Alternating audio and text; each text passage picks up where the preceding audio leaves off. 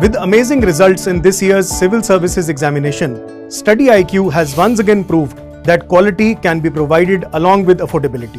हमारे P2I यानी Prelims to Interview 2025 live batch में you will get 1000+ hours की live classes, 1-to-1 mentorship, daily answer writing practice, success in prelims crash course, 18 books covering all GS subjects, interview guidance program, and the most important, mains residential program where all prelims cleared students will be called to Study IQ campus in Delhi at no additional cost. Batches English, Hindi और English तीनों में available हैं. For any query, call 079-7142-0466. Scan QR code to join now. Study IQ IAS. अब तैयारी हुई affordable. Hello everyone, मेरा नाम तनुज पाठक है और इस साल के सिविल सर्विसेज एग्जाम 23 में मैंने 72 रैंक हासिल की है। इस बार मुझे लगता है मैंने जीएस3 में थोड़ा डिसेंट स्कोर किया था। 91 स्कोर रहा है जीएस3 में, जो कि डिसेंट स्कोर है इस बार का। तो I would like to share मैं जीएस3 की जो स्ट्रेटजी रही थी मैं वो शेयर करना चाहूंगा आप लोग के साथ। तो जीएस3 जो है बहुत ही ज्यादा एक टेक्निकल सब्जेक्ट है, जो भी 5 से 6 सब्जेक्ट आते हैं जीएस3 के अंदर थोड़े टेक्निकल होते हैं। तो कुछ सब्जेक्ट जैसे इकोनॉमिक्स है, उसमें एग्रीकल्चर आता है, उसके अंदर internal security, science and technology, environment, disaster management. तो कहीं ना कहीं 6 सब्जेक्ट मिलके पूरा जीएस3 बनाते हैं, इसलिए थोड़ा सा टेक्निकल हो जाता है, थोड़ा सा ह्यूज हो जाता है, वाइड हो जाता है, थोड़ा स्कोर करना डिफिकल्ट होता है। तो इसमें हमें करना क्या है, इसमें हमें करना ये है कि हमारे जो बेसिक बुक्स है उनको पढ़ना बहुत जरूरी है। पहला तो जैसे इकोनॉमिक्स के लिए हमारी मैक्रो इकोनॉमिक्स की एनसीईआरटी होती है, और मैंने पर्सनली जो है रमेश सिंह जो बुक आती है इकोनॉमिक्स के लिए वो यूज करी थी। और तीसरा मेवाल पटेल सर की जो इकोनॉमिक्स की वीडियोस है 2014 की, वो मैंने यूज करी थी अपनी बेस बिल्डिंग के लिए। उसके अलावा करंट के लिए विजन पीटी का यूज किया था। तो इनसे क्या होता है, आपका ये बेसिक मटेरियल जो है तैयार हो जाता है। अब इसके ऊपर आपको करना होता है वैल्यू एडिशन। वैल्यू एडिशन कैसे करते हैं हम लोग, जैसे कोई भी आपको, अगर आप न्यूज़पेपर पढ़ते हैं, द हिंदू पढ़ते हैं या इंडियन एक्सप्रेस पढ़ते हैं, उसमें मान लो कोई मिनिस्ट्री की रिपोर्ट आई है, कुछ अच्छा डेटा आपको देखने को मिलता है अनएम्प्लॉयमेंट के ऊपर, पॉवर्टी के ऊपर, एजुकेशन जो हमारे इंडिकेटर्स है उसके ऊपर कोई भी अच्छा डेटा देखने को मिलता है, तो आप तुरंत उस डेटा को क्या करिए, जहां भी आपके नोट्स है उसमें इनकलेक्ट कर लीजिए। या आपने विजन पीटी पढ़ी या कोई भी आपने मैगजीन पढ़ी करंट अफेयर्स की, उसमें कोई डेटा है उसको तुरंत अपने नोट्स में इनकलेक्ट कर लीजिए। उसके अलावा आपका जैसे इकोनॉमिक सर्वे आता है, हर साल फरवरी में रिलीज होता है, बजट आता है, उससे आप जो डेटा यूज कर, उससे आप डेटा उसको बस पढ़ के छोड़ना नहीं है, उसका जो डेटा है आपको उसको एक्सट्रैक्ट करना है और जहां जहां आपके नोट्स के अकॉर्डिंग उसको अलाइन कर लेना है, ताकि अगर एग्जाम में क्वेश्चन आता है तो आप उस डेटा का यूज कर पाए उस एग्जाम में। तो पहली चीज तो ये है। उसके बाद में अगर मैं एग्रीकल्चर की बात करूं, आई थिंक एग्रीकल्चर एक ऐसा टॉपिक है जो काफी हाईली स्कोरिंग हो सकता है, क्योंकि उसमें मोस्टली 5 से 10 टॉपिक्स होते हैं और उन्हीं में से कहीं ना कहीं क्वेश्चन यूपीएससी बार बार रिपीट करके पूछती है। तो हर एक जो एग्रीकल्चर का पॉइंट है जो हमारे सिलेबस में मेंशन्ड है, जैसे हो गया आपका एमएसपी की बात करते हैं, पीडीएस की बात कर लेते हैं, माइक्रो इरिगेशन, पूरा इरिगेशन ही है, सॉइल है। तो ये जो सारे टॉपिक्स हैं इनका 1 से 2 पेज का नोट्स बना ले, क्योंकि एग्रीकल्चर में क्वेश्चन सिर्फ और सिलेबस से ही आना है बार बार। तो आपका एक बार बेसिक जो आपका एग्रीकल्चर का मटेरियल रेडी हो जाता है, उसके बाद क्या करना है आपको कि जो भी करंट की जैसे इकोनॉमिक सर्वे में एग्रीकल्चर रिलेटेड कुछ आया, उसको उठा के आपको अपने नोट्स में वैल्यू एड कर लेना है। या डायग्राम्स है, एग्रीकल्चर में भी आप डायग्राम्स को इनकलकेट कर सकते हैं। जैसे आपने इंडिया का मैप बना लिया, उसमें राइस कहाँ कहाँ उगाया जाता है, इनफैक्ट मतलब इरिगेशन में कैनाल्स इरिगेशन कहाँ प्रोमिनेंट है, ट्यूबवेल इरिगेशन कहाँ प्रोमिनेंट है, तो आप मैप में आराम से ट्रेस कर सकते हैं एग्जाम में अपने। तो जो ये मैप्स है एग्रीकल्चर के लिए मैप्स जो है आप अपने नोट्स में ही बनाइए, ताकि आपको ज्यादा प्रॉब्लम ना हो उस नोट्स को डायरेक्टली कॉपी करने में अपने आंसर शीट में। तो ये चीजें आपको नोट्स में मेहनत करने की जरूरत है। उसके बाद अगर मैं आता हूँ इंटरनल सिक्योरिटी में, तो इंटरनल सिक्योरिटी के लिए आप एक बेसिक पढ़ना आपको जरूरी होता है। मैंने तो शायद जो अशोक कुमार सर की बुक है इंटरनल सिक्योरिटी इंडिया की जो आती है, उससे अपना बेसिक मटेरियल तैयार किया था, उससे अपने हैंडरिटन नोट्स बनाए थे। उसके बाद जो भी करंट में चल रहा है हमारा, चाहे वो अखबार से मैं उसको उठाता था या फिर कोई करंट अफेयर मैगजीन से उठाता था, जैसे कि विजन की अपने 365 या पीडी 365 से उठाया उसको और उससे अपने नोट्स बना लिए। क्योंकि मेंस 365 और जो बहुत काफी बल्कि होता है उसको बार बार रिवाइज करना बहुत डिफिकल्ट होता है। तो एक बार आपने वो टॉपिक पढ़ लिया, उसको आप उसके नोट्स बनाना बहुत जरूरी है ताकि आप उसको बार बार रिवाइज कर सके, कम टाइम में रिवाइज कर सके। तो ये चीज करनी बहुत जरूरी है। और अगेन इंटरनल सिक्योरिटी में मैप बनाने का बहुत ज्यादा स्कोप होता है, चाहे वो लेफ्ट विंग एक्सट्रीमिज्म हो या मैरीटाइम सिक्योरिटी हो।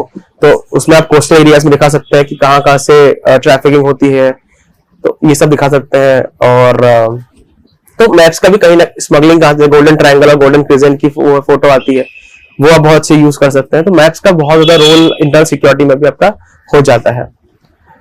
उसके अलावा इन्वायरमेंट की बात करूं, इन्वायरमेंट में भी 2 से 3 क्वेश्चन हर साल मेंस में आते ही हैं GS3 में, जो कि बहुत ज्यादा डिफिकल्ट नहीं होते हैं। इन्वायरमेंट क्वेश्चन भी अगर आपने अच्छे प्रिपेयर किया है तो बहुत अच्छे से आप उसका आंसर लिख सकते हैं। तो इन्वायरमेंट के लिए जो बेसिक बुक है वो शंकर IAS की ही बुक है, जिसमें आपका जो बेस बिल्ड होगा वो वहीं से होगा। उसके अलावा आपको करंटली बहुत ज्यादा अपडेट रहना पड़ता है इन्वायरमेंट के लिए, स्पेशली अगर कोई इवेंट हुआ है इन्वायरमेंट से रिलेटेड, सच एज COP हुआ है UNFCCC का, तो उसका आपको बहुत ज्यादा अपडेट रहना पड़ेगा, क्योंकि बहुत हाई चांसेस बनते हैं कि ऐसे क्वेश्चन आने का। या कोई इंडिया में कोई समिट हुई है इन्वायरमेंट को लेके, या UNEP की कोई समिट हुई है, तो उस चीज को आपको बहुत ज्यादा अपडेट रहना पड़ेगा, क्योंकि वो मतलब बहुत हाई चांसेस होते हैं कि वो आपके एग्जाम में आएगा ही आएगा। तो COP में क्या क्या हुआ, मतलब मेजर पॉइंट्स क्या डिस्कस हुए, आउटकम्स क्या निकले उसके, उसका वर्ल्ड पे क्या इम्पैक्ट होगा, आपको पता करना बहुत जरूरी है। उसके अलावा जो करंट में चल रहे हैं इवेंट जो चल रहे हैं इन्वायरमेंट से रिलेटेड, जैसे कि आपका मान लेते हैं ग्लोबल वार्मिंग हो जाता है, या सी लेवल राइज हो जाता है, आर्कटिक आइस मेल्टिंग हो गया, पॉल्यूशन हो गया, इनके नोट्स आपके रेडी होने चाहिए। 1 से 2 पेज के नोट्स रेडी होने चाहिए, क्योंकि घूम फिर के यही क्वेश्चन बार बार रिपीट होते हैं एग्जाम में। तो अगर ये आपके पास इसका मटेरियल रेडी है तो कहीं ना कहीं बहुत ज्यादा आपको हेल्प मिल जाएगी डायरेक्टली अपने आंसर्स लिखने में, डायरेक्टली अपने नोट से। तो ये बेसिकली इन्वायरमेंट की स्ट्रेटजी में रहती थी। अगर इन्वायरमेंट में भी आपको डायग्राम बनाने का स्कोप मिल जाता है, जैसे फॉर इंस्टेंस आपका ग्लोबल वार्मिंग पे आ सकता है, तो आप जैसे ओजोन होल पे आ गया तो आप ओजोन होल पे आ गया तो आप स्ट्रेटोस्फेयर, ट्रोपोस्फेयर स्ट्रेटोस्फेयर में जो ओजोन होल है उसका डायग्राम बना सकते हैं। कैसे ये जो HFCs है, CFCs है, कैसे वहां पे क्लोरीन एक्यूमुलेट हो रहा है और कैसे डिस्ट्रॉय कर रहा है उसको।